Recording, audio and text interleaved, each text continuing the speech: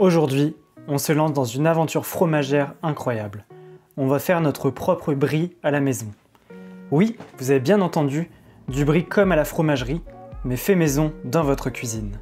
Avant de commencer, petit conseil, si vous débutez ou si vous voulez vous faciliter à la vie, j'ai mis un lien en description vers mon site où je propose des kits complets pour faire son fromage à la maison. On va commencer pour cette recette par verser 5 litres de lait cru dans une grande marmite. On le chauffe doucement jusqu'à 31 degrés. C'est important de ne pas trop chauffer, on veut garder les bonnes bactéries vivantes. Là, tu as deux solutions.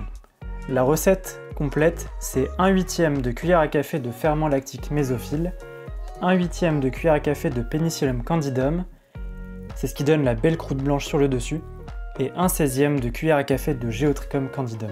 Si tu utilises ces ferments lyophilisés, laisse-les réhydrater 5 minutes, puis mélange doucement pendant 1 minute. Après ça, tu laisses reposer 30 minutes. Après les 30 minutes d'attente, tu ajoutes la présure. L'autre solution, c'est si tu utilises mon kit pour les camemberts, tu mets simplement la dose de ferment dedans, comme moi je le fais, et en fait tu as tous ces ingrédients à l'intérieur, plus la présure. Tu brasses pendant 30 minutes, et là on laisse tout reposer pendant 1 heure. Donc maintenant que tu utilises les tubes dans les kits, ou tous les ferments plus la présure, on arrive aux mêmes étapes. Tu testes que ton cahier a bien pris, et là on va le découper en cubes d'environ 2,5 cm de côté. Et on laisse reposer 5 minutes. On dépose ensuite délicatement le cahier dans des moules. Moi j'utilise un grand moule atome, mais tu peux aussi mettre ça dans des camemberts, c'est la même recette. Tu viens remplir jusqu'à ras-bord de ton moule, ça va bien se diminuer quand ça va s'égoutter. Donc on remplit, on laisse égoutter 15 à 30 minutes et on continue jusqu'à tout utiliser. Et là va falloir faire des retournements avec soin, la première fois au bout de 30 minutes, puis toutes les heures 6 fois d'affilée.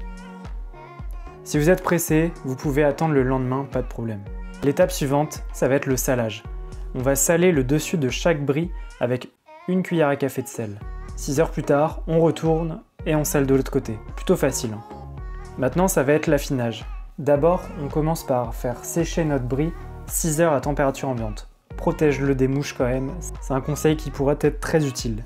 Puis direction la cave d'affinage, ou un endroit qui est environ à 9 degrés, et avec 95% d'humidité. C'est pour ça que la boîte d'affinage c'est idéal, ça conserve l'humidité. On va retourner notre fromage tous les jours pendant 15 jours. 15 jours plus tard, la croûte blanche que je te montre, elle commence à se former. Ça va être le moment d'emballer ton brie dans du papier d'affinage, que tu retrouveras également dans le kit camembert.